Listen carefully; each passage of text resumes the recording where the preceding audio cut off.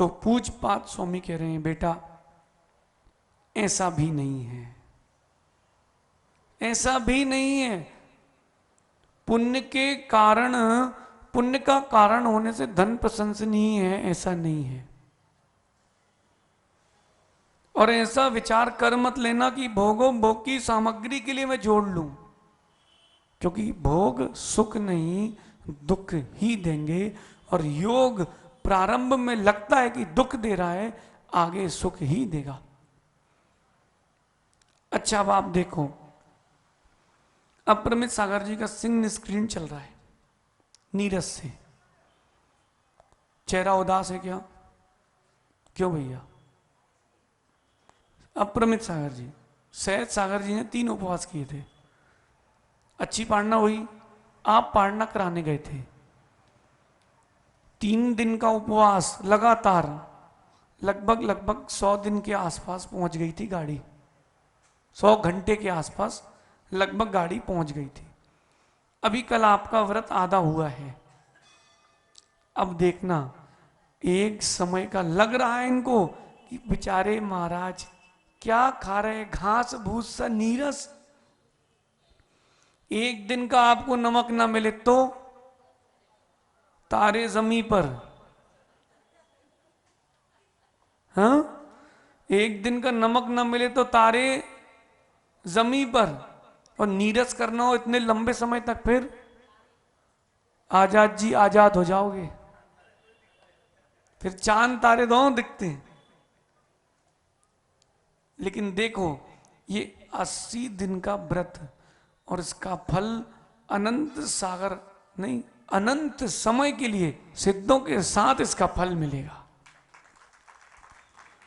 और भोगों का, भोगों का क्या है? खा लो बढ़िया दबा के सैलिस, सुबह निकाल दोगे।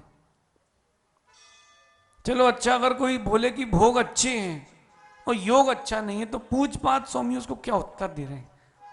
पहले पूज्यपाद स्वामी क्या कहते हैं, फिर अपन आगे चलते हैं। श्लोक नंबर 17 में कह रहे हैं,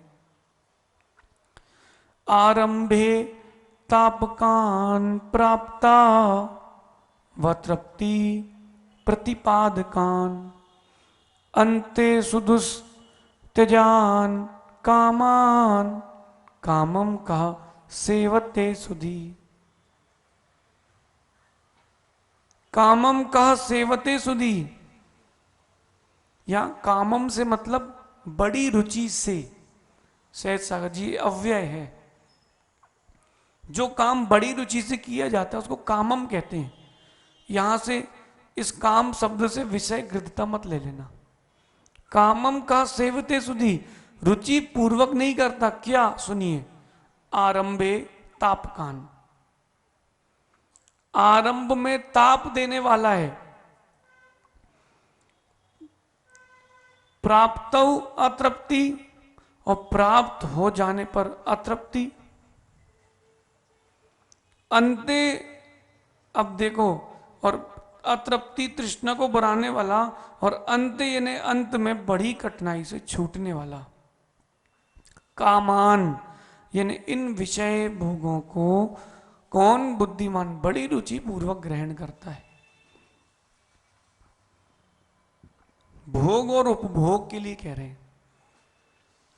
भोजन करना पड़ता है कि भोजन करते हो? हृदय से बोलना, हाँ, ईमानदारी से हृदय से बोलना। भोजन, भोजन करते हो इसलिए छूट नहीं रहा। भोजन जिस दिन करना पड़ जाए उस दिन छूट जाएगा। ये केवल भोजन के लिए कह रहे हैं, और अन्य विषयों में आप लगा लो। कपड़े पहनना पड़ता है कि पहनते हो? पहनते हो, इसका मतलब रुचि है। मंदिर आना पड़ता है कि आए हो? आते हैं कि आना पड़ता है? आयुष, आज आयुष का जन्मदिन है। देखो उसका आजीवन तो व्रत है ही, और आज वो ब्रह्मचारी की ड्रेस में भी आया है। आयुष आए हो कि आना पड़ा है? क्या बोल रहा है? आया है। अगर मां जबरदस्ती लाती तो आना पड़ता, और जब आना पड़ता तो पुण्य नहीं मिलता। आना पड़ता यानी मजबूरी, और आए हो मतलब स्वेच्छा। वस्त्र पहनते हो कि पहनना पड़ता है। अब जिसके मन में वैराग आ जाए, सुनो, सम्यक दृष्टि जीव को वस्त्र चुभते हैं। मैं कहां इन वस्त्रों के बीच में जकड़ा हुआ हूं। पंडित जी, श्रावक बने हो कि बनना पड़ा है?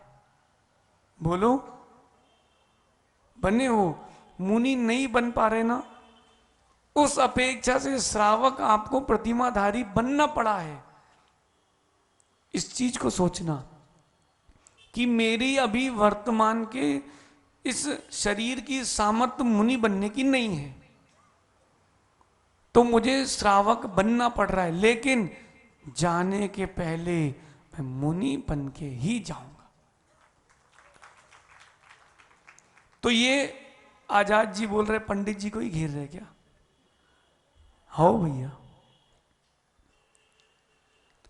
भोग करना पड़ते हैं कि भोग करते हो? भोग और उपभोग समझ लो। जो एक बार सेवन किया जाए वो क्या है?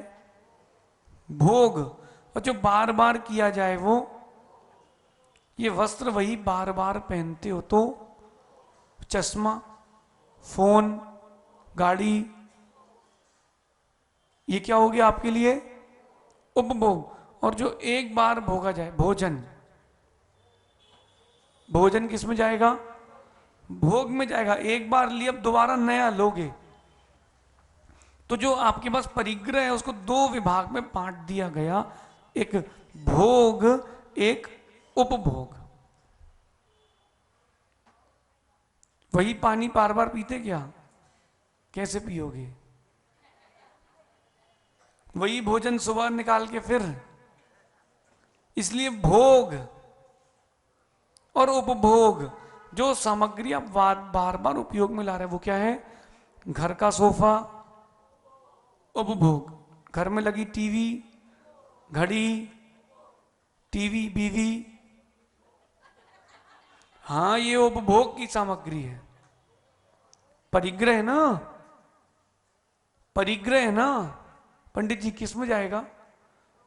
स्त्री परिग्रह किस में जाएगा? उपभोग में। सही है ना? ये माइक किस में जाएगा? माला। अब उसमें देखो, कुछ चीज आप एक ही बार करते हो, वो भोग। इस भोग और उपभोग को देखो। ये भोग उपभोग आप द्रव्य से भी करते हो, भाव से भी करते हो। पूज्यपाद स्वामी कह रहे हैं, आरंभे तापकान, प्रारंभ में वो ताप देगा, दुख देगा, पीड़ित करेगा। प्राप्त, प्राप्ति होने पर अतृप्ति, और अतृप्ति प्रतिपादकान, और बढ़ाने वाला है, अतृप्ति को बढ़ाने वाला है। अंते सुदुस्त्यजान, अंत में छोड़ना बड़ा मुश्किल हो जाता है। देखो आप, जिनकी शादी नहीं हुई उनके पास स्मृतियां कम है, वो जल्दी छोड़ के बाहर आ जाते हैं। और जिनकी हो गई, पुष्प ढाल जैसा ना हो जाए। देखो देखो आप,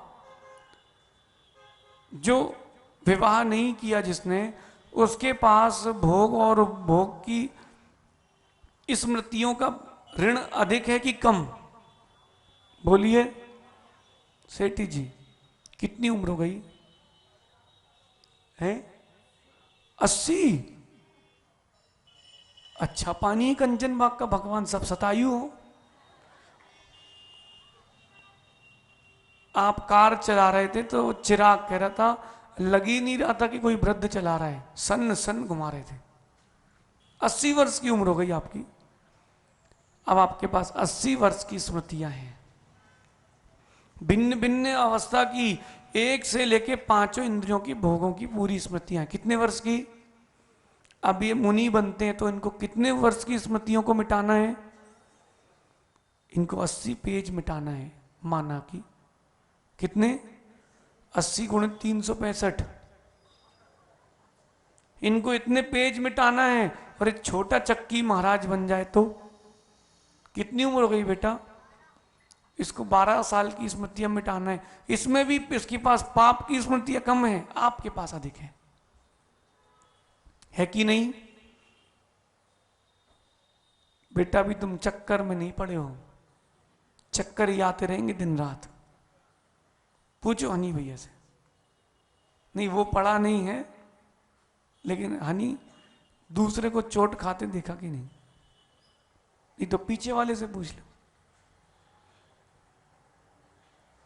उसमें क्या है? बेटा भी तुम चक्कर में नहीं पड़े हो। श्रीमती और श्री का चक्कर ऐसा है, साधुता, साधु भी असाधुता में आ जाते हैं, फिर आपका क्या होगा? गंभीर विषय है। अब इसको 12 वर्ष की स्मृति, उसमें भी 4-5 साल तो खेलने में निकाल दिए। उसको कितने पेज मिटाना है? जल्दी मिट जाएंगे। सेठी जी कितने मिटाना है? अच्छा वो अगर 80 वर्ष पंडित जी जैसे हो तो फिर तो क्या बात है, मिटाना नहीं, उसको पढ़ना है। इसलिए भोग और उपभोग से जो स्मृति बन रही है, वो जो मति ज्ञान का भेद बन रहा है, वो अपने लिए हानिप्रद है। सहज सागर जी और जल्दी महाराज बनते तो, अप्रमेय सागर जी अगर अपन और जल्दी महाराज बन जाते तो और कम स्मृतियां होती। दीक्षा दिवस आ रहा है भैया सहज सागर जी का, पता आप लोगों को? शैलेश 29 तारीख को है। सूधरे महाराज हैं अपने, वो सीधे साधे से, ध्यान रखना भैया। ये 29, 5 दिन बाद। अब वो एक बहुत बड़ा पोस्टर लगा सहज सागर जी, उसमें आपके नृत्य करते का चित्र है, हमने देखा है ना? भैया की शादी में नाच रहे थे, सहज सागर जी भी नाचे। तो हमने पूछा पिछले चातुर्मास में, ये चित्र कहाँ का है? तो बोले छोटे की शादी का है, छोटे भाई की शादी का है, बड़े भैया की शादी का है। अब वो कपड़ा कहाँ से लाए थे याद आ गया, कैसे नाचे थे याद आ गया, उस समय कौन कौन आया था वो याद आ गया, और कौन लिफाफा दे के गया था नहीं दे के गया था वो भी याद आ गया। सब याद आ गया कि लड़की वालों से कहाँ झगड़ा हुआ था और कहाँ शांति से बात हुई थी, घोड़ी मछली थी कि नहीं। पूरी शादी याद आ गई इतने से। अब इनने तो कम नाचा है, अशोक जी आपने बहुत नाचा है, तो अब आपका क्या होगा? अशोक जी अच्छे शब्दों का प्रयोग कर, फिर अपना क्या होगा विचार तो करो। इसलिए भोग उपभोग की स्मृतियां अल्प हों, द्रव्य भोग और भाव भोग, ये जो दुख देने वाला है, ये द्रव्य और भाव से 2 प्रकार का है। जिसको ज्ञान नहीं है तो उसको कम आश्रव है, जिसको ज्ञान है उसको अधिक आश्रव है। देखो आप, एक मां जिनवाणी पढ़ रही थी और उल्टी पकड़ी थी, कि अनपढ़ थी, बस वो देख के ऐसे ऐसे कर रही थी। पंडित जी पहुंचते हैं, ये क्या कर रही हो? भैया जिनवाणी पढ़ रहे हैं। ऐसे पढ़ोगी तो नरक जाओगी। बोले हम कहाँ जा सकते हैं, वो तो आप ही लोगों को मिलेगा, हम लोगों को क्या मिलेगा भगवान जाने। उसको ये भी नहीं पता कि नरक स्वर्ग क्या होता है। उसको ये लगा कि मुझसे कह रहे हैं कि जिनवाणी पढ़ के तुम सदगति में जाओगे। बोले हम लोग कहाँ जा पाएंगे, नरक तो आप ही जा पाओगे पंडित जी। उसको ये भी नहीं पता कि नरक क्या होता है। इतने सरल परिणाम, ज्यादा कुछ जानने ही नहीं। क्यों सहसागर जी? इनका एक फॉर्मूला है, no study no confusion, more study more confusion. अच्छा है वो कह रहे हो। और भैया इतना जान लो, अष्ट प्रवचन मातृका, क्या कह रहे थे अपर मिश्रा जी सुबह? 8 प्रकार के मुनियों के सील है, अष्ट प्रवचन मातृका, उतने को जान लो, फिर आ ई उ ऋ लिर मोक्ष। लेकिन नो स्टडी नो कंफ्यूजन, फिर नो सम्यक दर्शन, नो निर्वाण महोत्सव, नो सम्यक चायत्र, नो निर्वाण महोत्सव। द्रव्य से भोग और भावों से भोग। अब आप देखो, द्रव्यों से पाप का आश्रव ज्यादा कर रहे कि भावों से? बोलो। जैसे ही मालूम चले किसी को गौरव कि अब आज आयुष का बर्थडे है, तो आयुष की तरफ से पार्टी। बहुत 1 महीने से विषय चल रहा भैया हमारी वैयावृत्ति में, अब आयुष अब नहीं छेड़ेंगे, ठीक है? पार्टी दे दो तो खत्म, बात ही खत्म। अब आयुष के बर्थडे की पार्टी और 10 प्रकार का मीठा, 10 प्रकार का नमकीन, शैलेश पानी मत लाओ। और उस तरफ छोले भटूरे का स्टॉल, अच्छी गजब गजब खुशबू आ रही दही बड़े से। अब शैलेश सोच रहे सब ले ले, सब खा ले, और खा कितने पाएंगे भाई? क्यों आयुष, खा कितना पाएगा व्यक्ति? 2 प्लेट पोहा, और तुम भी कंजूस की दे नहीं पा रहे पार्टी है? वो कह रहे हैं आज पार्टी में हमने सबके लिए शुद्ध लड्डू बनवाए। सुनो, अब वो पार्टी में गया व्यक्ति ना गौरव, सोचता ये भी खा लूं वो भी खा लूं, और खाता 2 चीज है, और आश्रव कितने का करके आता है?